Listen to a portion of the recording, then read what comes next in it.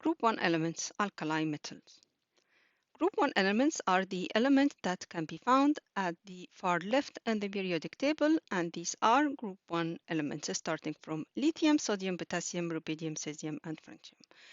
These elements all have their reactivity due to the presence of one electron in their outermost shell because these are group 1 elements. So they tend to lose this electron and form ions, and these ions will form ionic bonding with non-metals.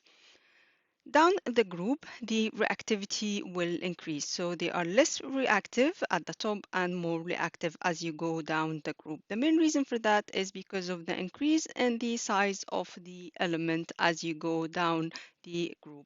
And the reactivity is due to how easy the element can lose the electron to form the positively charged ions. So as you go down the group, the outermost shell electron, which is lost, is further away from the nucleus, so it's less attracted to the positively charged nucleus, so more easily lost. So the reactivity down the group will increase.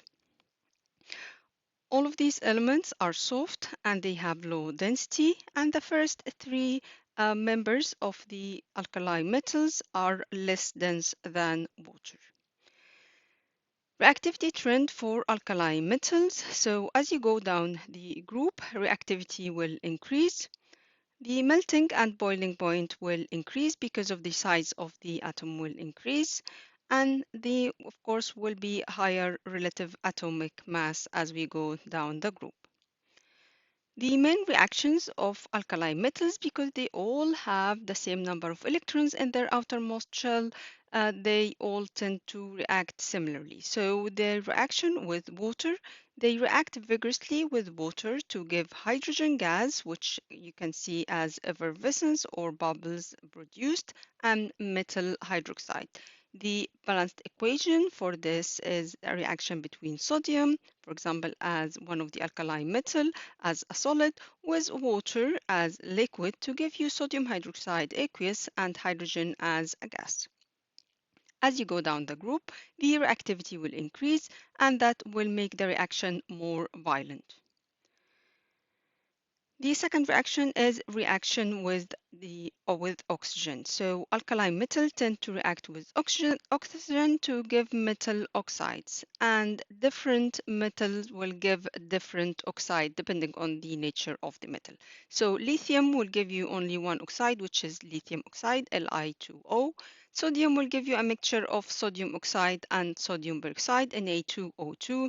Potassium will give you a mixture of potassium peroxide, K2O2, and potassium superoxide, which is KO2. They also react with halogens, for example, chlorine. So they react vigorously when heated with chlorine gas to give metal chloride salt, which are going to be white solids.